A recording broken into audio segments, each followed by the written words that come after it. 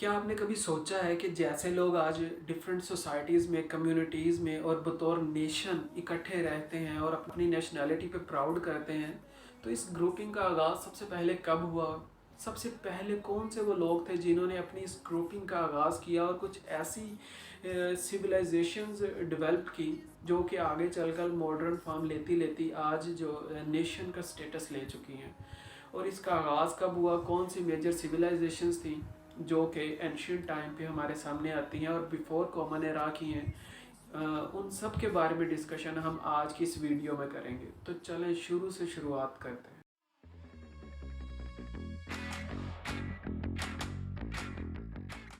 अगर हम ancient civilisations की बात करें तो हमें जो सबसे पहली सिविलाइजेशन रिकॉर्डेड हिस्ट्री में मिलती है वो मेसोपोटामियन सिविलाइजेशन है। तो सिविलाइजेशन की कुछ करेक्टरिस्टिक्स होती हैं जिसकी बिना पर हम ग्रुपिंग्स ऑफ पीपल जो है उसको हम सिविलाइजेशन का नाम देते हैं, जिसमें सबसे पहली उनका अपना राइटिंग सिस्टम हो, लीगल सिस्टम हो, उनकी अपनी यूनिक लैंग्वेज हो, रिलीजन हो, अपनी ट्रेडिशंस हो।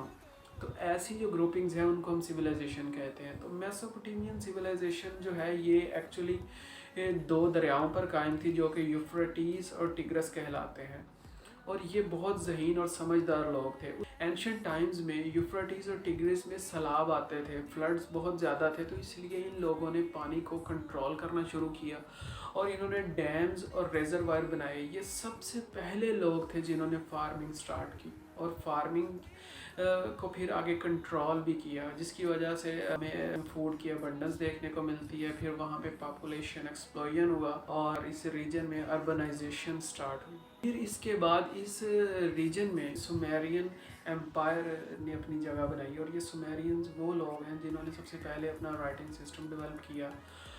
कि मल्टीपल गॉड्स होते थे और इनकी अपनी ट्रेडिशंस थी, इनका अपना स्कूल सिस्टम था। और इसके बाद हमें मेसोपोटामियन सिविलाइजेशन में हमें जो बड़ी पर्सनालिटी हमारे सामने आती है वो हम्मुराबी है। ये बेबीलोनियन किंग था। इनके फादर का नाम सीमू बलीद था, वो भी बेबीलोनियन किंग ही थे। लेकिन इनके फादर के टाइम पे जो बेबीलोनिया है वो एक सिटी स्टेट था, एक स्मॉल सी स्टेट थी। लेकिन हम्मुराबी ने इसकी एक्सपेंशन की और इसकी मिलिट्री पावर में इस हद तक इजाफा किया कि ये उनकी डेथ के टाइम पे एक अम्पायर की शक्ल इख्तियार कर गया। और हम्मुराबी जो है इनकी डेथ के 1000 साल बाद बेबीलोनियन एम्पायर ख़त्म हुआ। बेबीलोनिया में उन्होंने हम्मुराबी ने कैनाल सिस्टम डेवलप किया और इनके टाइम पे स्ट्रीट्स ऐसी बनाई गई जो कि बिल्कुल स्ट्रेट हुआ करती थी। हैंगिंग गार्डन जो कि आज के 7 वंडर्स ऑफ द वर्ल्ड में वो भी उन्हीं के टाइम पे डेवलप हुआ। हम्मुराबी थे जिन्होंने फ्लडिंग कंट्रोल की यूफ्रेटीज़ और टिग्रस की।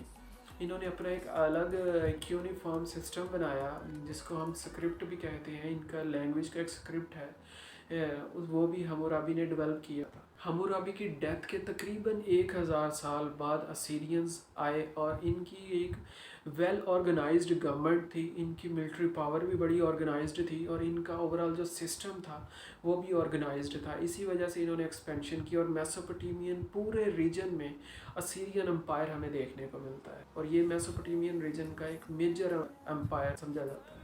फिर अगर हम एंशियंट टाइम्स की दूसरी बड़ी सिविलाइजेशन की बात करें तो वो इजिप्शियन सिविलाइजेशन थी।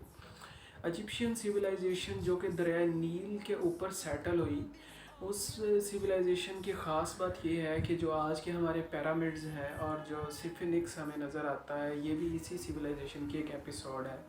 ये सिविलाइजेशन दरिया नाइल के ऊपर एस्टेब्लिश हुई। उस टाइम पे मिस्र एक सनी और वार्म एरिया समझा जाता था, और टिग्रिस और यूफ्रेटीज़ की तरह नील में भी फ्लड्स आते थे, लेकिन ये फ्लड्स कम इंटेंसिटी के होते थे। इस टाइम पे लोग दरिया नील के सराउंडिंग्स में फार्मिंग करते थे और फार्मिंग के नतीजे में यहाँ पे पॉपुलेशन जो है वो अच्छी खासी एस्टेब्लिश्ड थी। इजिप्शियन सिविलाइजेशन में टोटल 31 डायनेस्टीज़ आई हैं जो कि 2800 ईयर्स तक एक्सपेंड करती हैं। और इस सारे टाइम में इन पर्सनालिटीज़ में जो मेजर पर्सनालिटी जिसकी हम बात इस वीडियो में भी करेंगे वो रैमसेस II की है।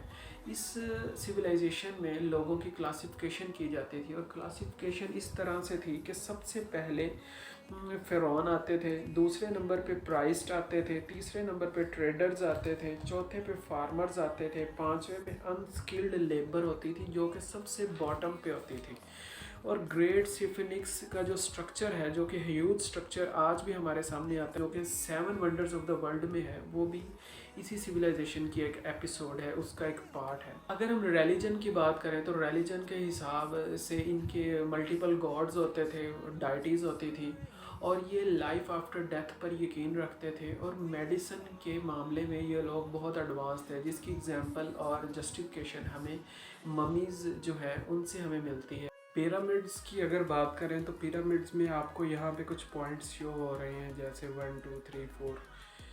तो इनमें जो 1 है उसमें हमें एयर शाफ्ट नज़र आ रहा है, दूसरे पे किंग बरियल चैम्बर है, तीसरे पे ग्रैंड गैलरी है, चौथे पे क्वींस बरियल है, पांचवें जो पॉइंट है इस पे एंट्रेंस है ये, और छठा जो है ये अंडरग्राउंड बरियल चैम्बर है, 7 पे क्वीन पिरामिड है, और 8वें में मस्तबा है। ये 2540 BCE में फॉर्म हुआ और ये किंग खोफू ने बनाया। इसकी 500 फीट हाइट है और ये 4000 साल तक यानी कि 4000 ईयर्स तक ये वर्ल्ड का लार्जेस्ट स्ट्रक्चर था। लार्जेस्ट भी और हाइट के हिसाब से भी सबसे बड़ा स्ट्रक्चर यही था। अगर हम इस सिविलाइजेशन की मेजर पर्सनालिटीज़ की बात करें तो इसमें top of the list Ramses II है, जो कि इजिप्शियन सिविलाइजेशन का एक सबसे बड़ा फिगर है।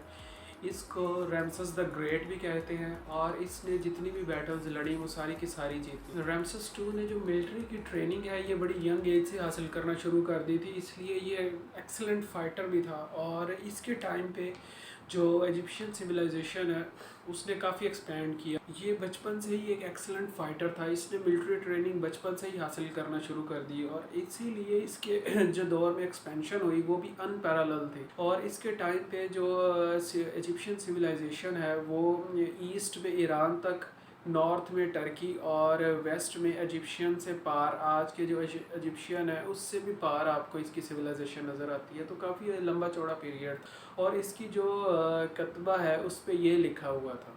फिर अगर हम आगे चलें तो जो थर्ड मेजर सिविलाइजेशन हमें एंशियंट जो नज़र आती है रिकॉर्डेड हिस्ट्री में वो इंडस वैली सिविलाइजेशन है। ये जो आप मैप देख रहे हैं इस पे जो आपको सिविलाइजेशन नज़र आ रही है ये इंडस वैली सिविलाइजेशन है, और ये तकरीबन 4000 BC में हमें इसका जो स्टार्टिंग पीरियड है वो मालूम होता है, और इसका जो कोलैप्स है वो तकरीबन 1000 BC में हुआ। हड़प्पा और मोहनजोदाड़ो इसकी जो मेजर और बिग सिटीज़ काउंट होती हैं, जो कि वेल डेवलप्ड सिटीज़ थी, और हमें देखने से पता चलता है इनके अंदर बिग बाथ था और वेल थे, और इनके स्ट्रीट्स जो हैं वो बड़ी स्ट्रेट और साफ़ सुथरी हुआ करती थी। ये एक मर्केंटलिस्ट सोसाइटी थी, हड़प्पा भी और मोहनजोदाड़ो भी। ये सिटी जो आपको नज़र आ रही है ये हड़प्पा की सिटी है, और इसके अंदर इनका जो स्ट्रक्चर है वो बहुत ही ज़्यादा कॉम्प्लेक्स नहीं है, बिल्कुल सादा सा स्ट्रक्चर है। और स्क्रिप्ट की अगर बात करें तो ये जो आपको नज़र आ रहा है ये इनका स्क्रिप्ट हुआ करता था, लैंग्वेज का इस तरह का स्क्रिप्ट होता था। बेसिकली ये एक मर्केंटाइलिस्ट सोसाइटी थी और ट्रेड करती थी। इनकी ट्रेड जो है वो मेसोपोटामियन सिविलाइजेशन के साथ भी होती थी, और उस वजह से ये दोनों सिटीज़ जो हैं ये बड़ी डेवलप हुई, और आज जिस फॉर्म में हमें ये मिली हैं उससे हमें पता चलता है कि उस टाइम पे ये एक किस्म की एलीट सिटीज़ में इनका शुमार होता था। अगर हम इसके कोलैप्स की बात करें तो इसके कोलैप्स की जो मेजर काजेज़ हैं उनमें सरस्वती रिवर का फ़्लो कम हो गया था, और फिर उसके अलावा इनमें रेनफॉल जो है उसकी भी बहुत ज़्यादा कमी आ गई थी। और जो मेजर सबसे बड़ी रीज़न इनके कोलैप्स की समझी जाती है वो है आर्यन इन्वेजन, क्योंकि उस टाइम पे आर्यंस ने इन्वेजन करना स्टार्ट शुरू की, और उस वजह से हमें इंडस वैली जैसी एक बहुत बड़ी और मजबूत सिविलाइजेशन जिसका हमें कोलैप्स देखने को मिला। इस वीडियो में हमने जो मटेरियल आपके सामने प्रेजेंट किया है वो जिन सोर्सेज से लिया गया है वो आपके सामने स्क्रीन पर चल रहे हैं। बाकी अगर आपको इसकी स्लाइड्स चाहिए हो तो वो आपको डिस्क्रिप्शन में मिल जाएंगी। Thank you for watching.